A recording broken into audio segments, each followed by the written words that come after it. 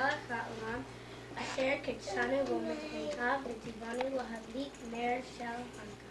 Praised are you, Adonai, God, servant of the earth, who has made us holy by mitzvot and instructed us to light the hanukkah candle. Baruch Adonai Eloheinu melech haolam she'asa nisim la'avotenu Bayamin Haim Bazman Hazeh. Praised are you, Adonai, God, servant of the universe, who performed miracles for our ancestors at this season.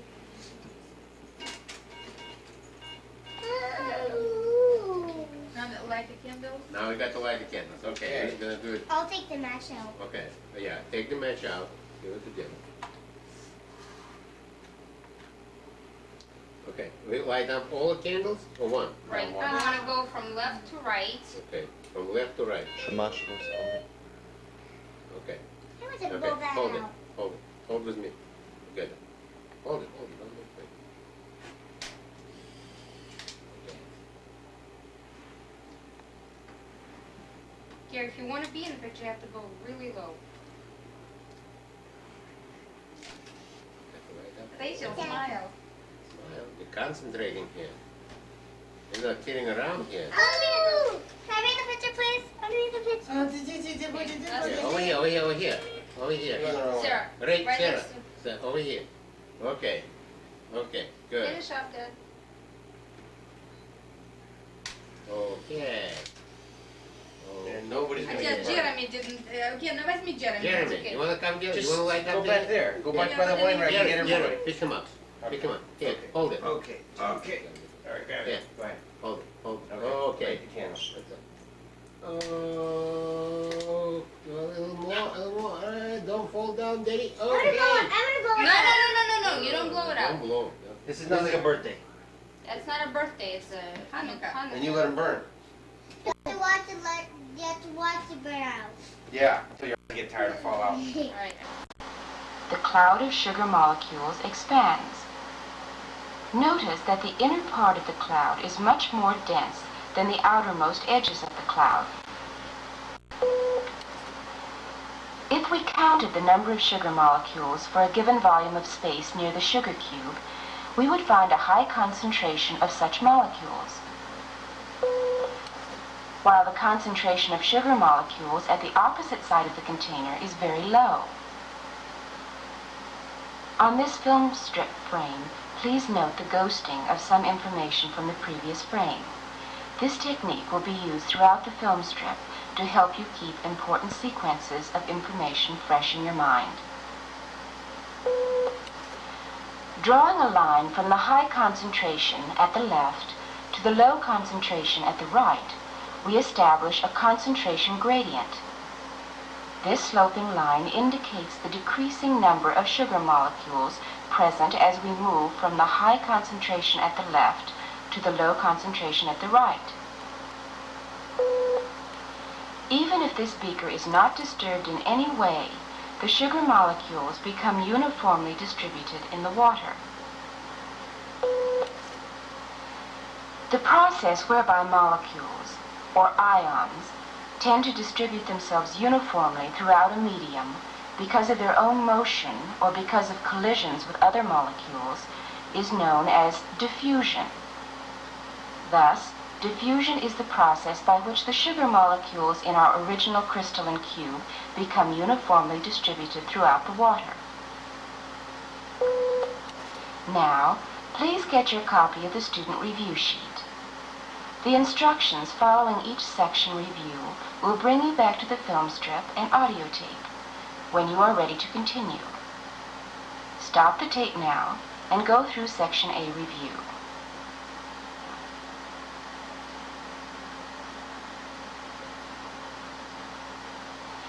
You should still be on frame 12. In Section B, we will complete Objective 1 to explain how diffusion works. Objective 2 is to explain the relationship between concentration differential and diffusion rate. Now for a closer look at this process of diffusion. In the cube, the sugar molecules are arranged in a very compact mass. As the crystalline sugar dissolves in water, individual sugar molecules are released and move about freely in the water. The sugar molecules contain energy and thus tend to move. Once a direction of movement is established, the molecule tends to continue moving in that direction until it collides with another molecule. This collision deflects both molecules and changes the direction of their movements until they collide with other molecules.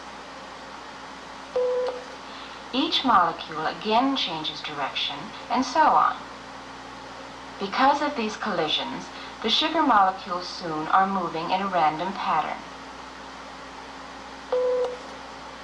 Simultaneously, each water molecule also is undergoing the same kind of molecular movement and colliding with other water molecules, with resulting changes in direction. You should be on frame 21. Lighter water molecules also collide with heavier sugar molecules. This is roughly comparable to collisions between light marbles and heavy billiard balls. Because of the difference in their masses, the amount of directional change in the path of the heavier sugar molecules is much less than that of the lighter water molecules. Where molecules are crowded together, any one molecule can move only a very short distance before colliding with another molecule. This tends to keep such a crowded molecule near its original position. However, a molecule near the outer edge has more opportunities to move away from, rather than deeper into, the concentrated molecular area. And when such a molecule moves outward, it moves over a longer distance before colliding with another molecule and changing direction. Thus, the overall tendency of these random movements is away from the region of high molecular concentration into regions of lower molecular concentration. Eventually, all of the sugar molecules will distribute themselves uniformly throughout the solution by this process of diffusion. However, these molecules still continue their random movements. While the overall effect is one of stability, the molecules are in a state of dynamic activity. Thus, diffusion is characterized as a process in which molecules tend to move from an area in which they are highly concentrated into an area in which their concentration is low, until all of these molecules are uniformly distributed in the medium. You should be on frame 30. If we have a 100% concentration of molecules in one region and 0% concentration in another region, there is a 100% concentration differential between the two regions. This produces the maximum concentration gradient. Since there are no molecules at the right to move from right to left, we have a maximum net flow of molecules from left to right. This produces the maximum diffusion rate. As diffusion continues, the concentration at the left drops to 80%, while that at the right goes up to 20%. This produces a 60% concentration differential. The concentration gradient is reduced. That is, it is less steep.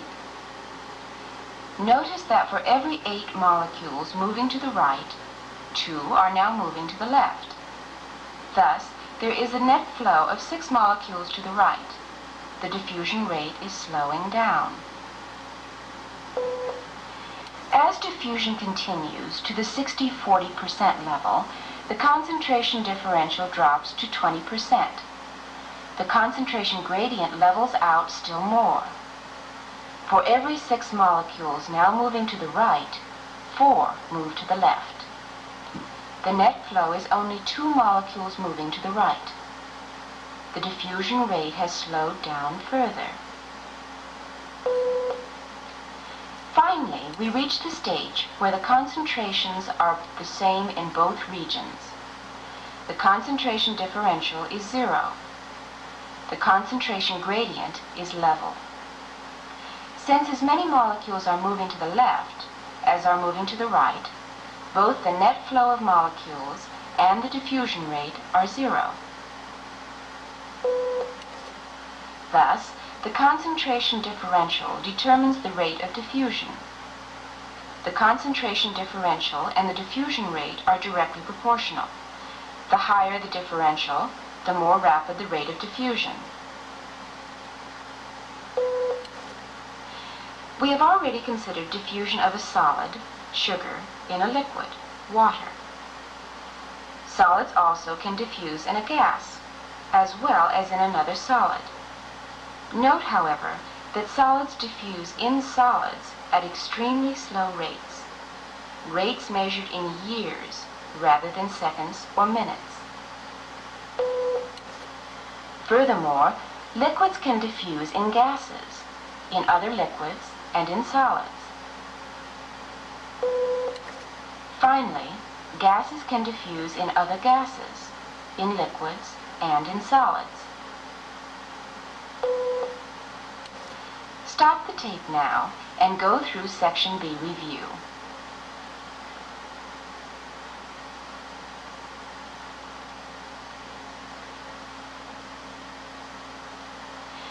You should still be on frame 39. In Section C, Objective 3 is to explain how osmosis works.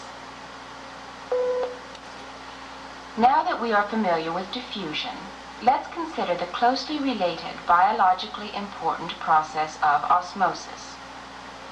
Osmosis is the process, for example, that provides plants with water from the soil. Each root tip has a region with numerous root hairs.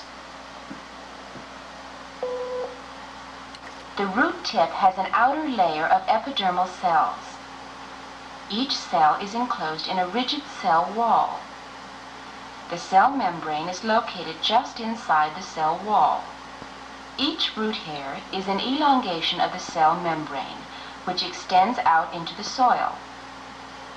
The cell wall enclosing the root hair is so very thin and highly modified that it appears to function as a part of the root hair's cell membrane. Thus, the illustration suggests that the root hair does not have a cell wall in the same sense that the rest of the epidermal cell does. All of the water and nutrients that a plant takes from the soil are obtained through these root hairs. The epidermal cell, and therefore the root hair, contains sugars, amino acids, salts, etc., dissolved in water. Such materials dissolved in a solvent, such as water, are known as solutes. Since the concentration of dissolved solutes in the cell is relatively high, the solvent, water, concentration is relatively low. The dissolved solute concentration in the soil is much lower than in the cell, while the water concentration in the soil is relatively high. Since the dissolved solutes in the cell are highly concentrated, the water concentration is relatively low. Since there is a low concentration of dissolved solutes in the soil, the water concentration is relatively high. Thus, there is a high concentration of dissolved solutes in the cell, while the solute concentration in the soil is low. However, it would be equally correct to say that the water, solvent, concentration is relatively low in the cell, but relatively high in the soil. Note the cell membrane separating the high solute concentration in the cell from the low solute concentration in the soil. You should be on frame 49. The cell membrane also separates the low water concentration in the cell from the high water concentration in the soil. Thus, there is a concentration gradient between the high concentration in the soil and the low concentration in the cell. Now, through the process of osmosis, water molecules move from the soil through the cell membrane into the cell. Note that the water molecules move with or in the direction of the concentration gradient through a membrane. Unfortunately, osmosis is formally described as the movement of the solvent, water, from a region of low solute concentration through a membrane into a region of high solute concentration. This shifts the emphasis from the concentration of the solvent, water, to that of the dissolved solutes, which often causes some confusion to the students encountering these processes for the first time. As osmosis continues, the high water concentration in the soil goes down, while the low water concentration in the cell goes up. This tends to lower the concentration gradient. Since the water molecules pass through the cell membrane, the membrane is said to be permeable to water molecules. However, the cell membrane prevents most solute molecules from passing out of the cell despite the high solute concentration differential between the cell and the soil. A membrane which is permeable to some molecules, such as water, but not to other molecules, such as the solutes, is said to be a semi-permeable membrane.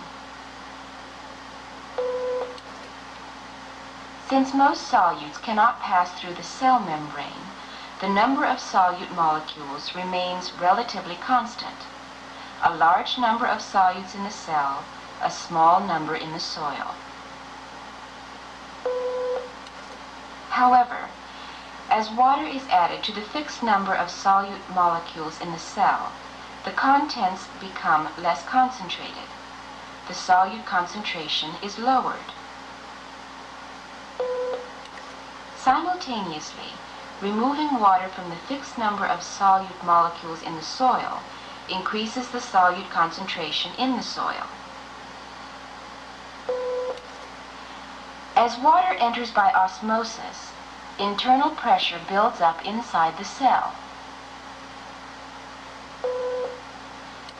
Since osmosis produces this internal pressure, it is known as osmotic pressure.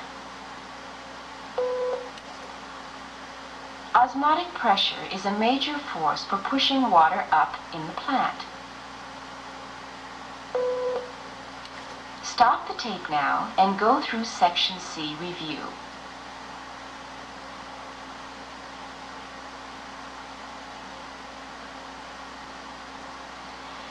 You should still be on frame 62. In Section D, we will complete Objective 3 to explain how osmosis works. Objective 4 is to explain the osmotic effects of isotonic, hypertonic, and hypotonic solutions on red blood cells. Objective 5 is to explain the difference between semi-permeable and selectively permeable membranes. Now, let's look at some features of osmosis. We have 100 cc's of a 9% solution of sugar, the solute, in the left side of this tube, and 100 cc's of a 3% sugar solution in the right side. A semi-permeable membrane separates the two solutions. Since the relative water concentration in the 3% sugar solution is considerably higher than it is in the 9% sugar solution, we have a gradient differential for the water molecules. Therefore, water molecules move through the semi-permeable membrane from the 3% solution side into the 9% solution side. A few water molecules flow from left to right, but the net water flow is strongly toward the left side. As the net water flow continues toward the left, the sugar solution on the right side becomes more concentrated. That on the left becomes less concentrated. As the concentration gradient drops, the number of water molecules moving from right to left decreases, while the reverse flow increases. Finally, the sugar concentrations on both sides of the membrane are the same, a 6% sugar solution. The system is now in a state of dynamic equilibrium. The concentration gradient is 0. Equal numbers of water molecules are moving in both directions. The net water movement is 0.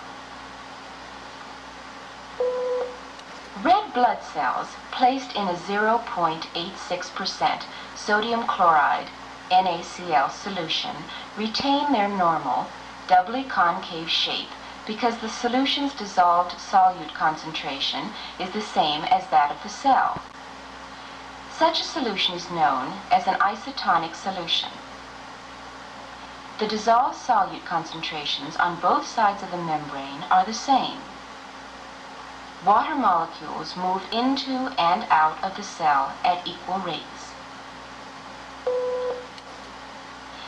If we placed a red blood cell in a 2.0% hypertonic solution, that is, one with a higher solute concentration than that in the cell, more water molecules move out of the cell by osmosis than move into the cell.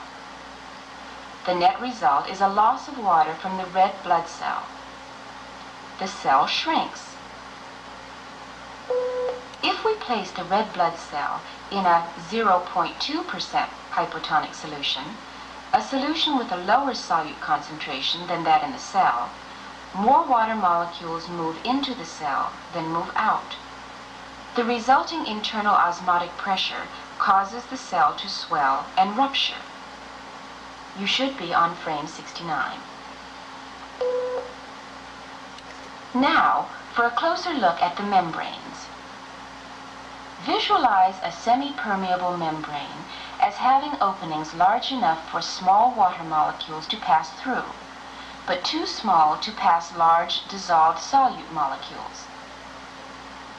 Water molecules move in both directions through the membrane, but the net flow is from the region of high water concentration at the right into the region of low water concentration at the left. The concentration differential between the two regions provides the driving force for osmosis.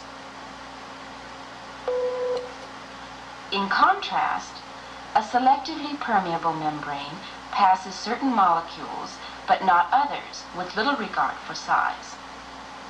Most selectively permeable membranes pass large fat molecules but hold back smaller molecules. However, molecular movement through the membrane is from the area of high to an area of low molecular concentration. More specifically, selectively permeable membranes tend to pass uncharged or neutral molecules with little regard to size more readily than they pass charged molecules. However, the net movement of both kinds of molecules is from the region of high to the region of low molecular concentration. Furthermore, a selectively permeable membrane tends to pass negative ions more readily than positive ions. Again, the movement is from a region of high to a region of low ion concentration.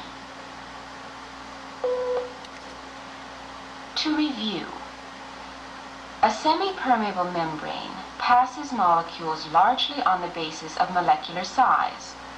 Small molecules pass through readily, while large molecules do not. These small molecules move from the region of their high to the region of their low molecular concentration in response to the concentration gradient. However, a selectively permeable membrane passes molecules and ions on the basis of characteristics such as molecular or ionic charges.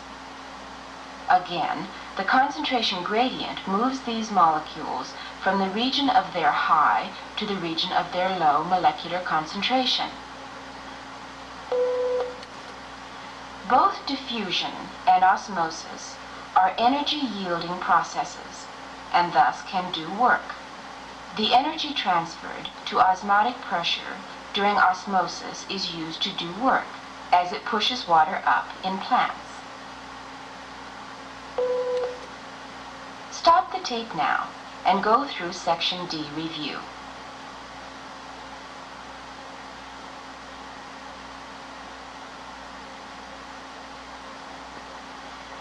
You should still be on frame 77. In Section E, Objective 6 is to explain how active transport works. Objective 7 is to explain how active transport differs from osmosis. In diffusion and osmosis, molecules, or ions, move from an area of greater to an area of lesser concentration in response to a concentration gradient. This activity yields energy. However, many living cells, especially nerve, muscle, and red blood cells, also have a radically different type of ion movement through membranes. For example, a red blood cell has a much higher potassium, K, ion concentration than the surrounding blood plasma. Thus, we have a concentration gradient between the high internal and low external potassium ion concentrations. From what we know about diffusion and osmosis, we might expect a flow of potassium ions from the region of high to the region of low concentration, in conformity with this concentration gradient. However, exactly the opposite is true. In living cells, the potassium ions move against the concentration gradient from the region of low ion concentration through the membrane into the region of high ion concentration. This process is known as active transport across a membrane. Active transport not only moves ions against the concentration gradient, but in so doing raises the internal concentration as it lowers the external concentration even further, and thus can increase the concentration gradient between the cell and the plasma even more.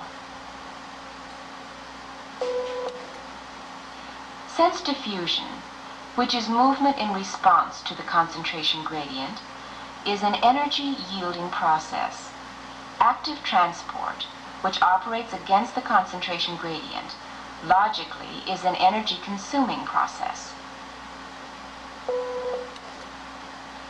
Apparently, ATP usually provides the energy needed for the pumping action of active transport of potassium ions across the red blood cell membrane against the concentration gradient.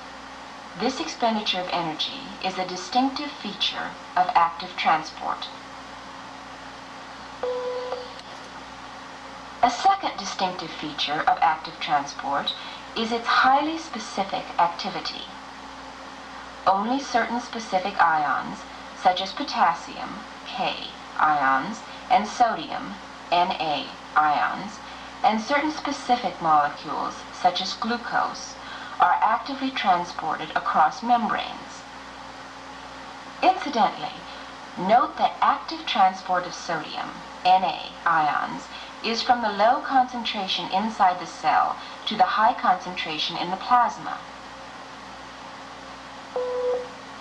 Stop the tape now and go through Section E review.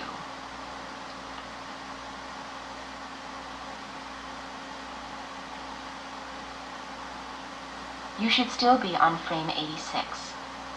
In section F, Objective 8 is to explain how dialysis works. Technically, dialysis is a process whereby crystalloids can be separated from colloids by means of a membrane. Practically, dialysis is a process which permits selective separation of small molecules, such as the crystalloid, sugar, from large macromolecules, such as the colloid, protein. A mixture of large protein molecules, small glucose molecules, and water is enclosed in a cellophane or animal bladder type of dialyzing membrane. Osmosis starts when this dialyzing bag is placed in distilled water. Water flows into the bag until osmotic pressure inside the bag reaches a state of dynamic equilibrium and the bag is fully expanded or turgid. Water molecules continue to flow into the dialyzing bag at the same rate at which they flow out. Meanwhile, the highly concentrated smaller sugar molecules pass through the membrane into the distilled water by a diffusion or filtering-like process known as dialysis. The sugar molecules dialyze. Despite the high protein concentration inside the dialyzing bag, these large molecules are not able to pass through the dialyzing membrane. The protein molecules do not dialyze. By continually adding fresh distilled water and simultaneously draining off the wastewater, the sugar molecules are removed from the system as rapidly as they dialyze out of the bag, leaving only a purified solution of protein molecules inside the dialyzing membrane. Now, let's see how dialysis is used in an artificial kidney. Impure blood is pumped through a dialyzing tube. The tube is immersed in distilled water, which is being replaced constantly. Impure blood contains proteins, blood cells, glucose, various salts, fats, large quantities of waste material such as urea, etc. As these pass through the dialyzing tube, the glucose, salts, and especially the waste materials, such as urea, dialyze out of the blood and are flushed away. The blood cells, proteins, and fats remain inside of the dialyzing tube and pass on through the system as purified blood. The artificial kidney removes wastes by dialysis. Note, however, that valuable dialyzable molecules, such as glucose and salts, also are removed. These necessary dialyzable materials, which are lost, subsequently are replaced by controlled injections directly into the purified blood emerging from the artificial kidney. This completes the last section of the program. Now complete the last section review. When you have finished and checked it, go right on to the program review. When you have completed the program, please put the components back into the Solo Learn box for the next user. Roll up the film strip.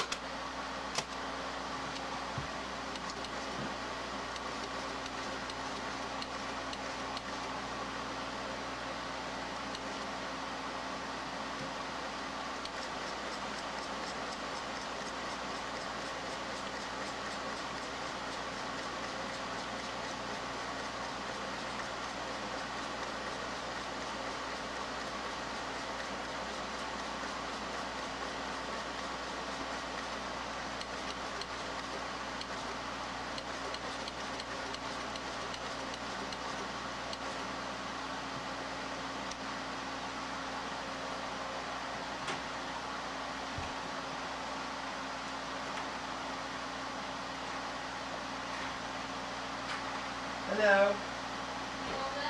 I am. Is it important, do you think? have no idea. It's real facts. What do I care about your facts? You go. Listen. Look at the cat. Welcome to this program in the Solar Learn Independent Study System. The program is divided into a number of short sections. At the end of each section, I will ask you to stop the tape and complete the appropriate part of the student review sheet. The basic idea in the Solar Learn program is to master each step as you go along. Move through the program at a comfortable pace. Don't feel rushed. Stop the tape whenever necessary to study the film strip. Go back over each section until you understand it, before working on the review sheet. If you miss any of the questions, review the material and master it before going on. Note the learning objectives of this program on the inside box cover. We will refer to these throughout the program. You should still be on frame 1. From here on, we'll use this tone as your signal to advance the film strip. Let's begin. You should now be on frame 2. This program is concerned with diffusion and osmosis. Incidentally, reading the brief introduction in the manual will be helpful. Now, advance to frame 3 at the sound of the tone. You should be on frame 3. Section A is concerned with Objective 1, to explain how diffusion works. If we place a cube of sugar in a beaker of water carefully and leave it completely undisturbed, there's no way he's walking around to get these.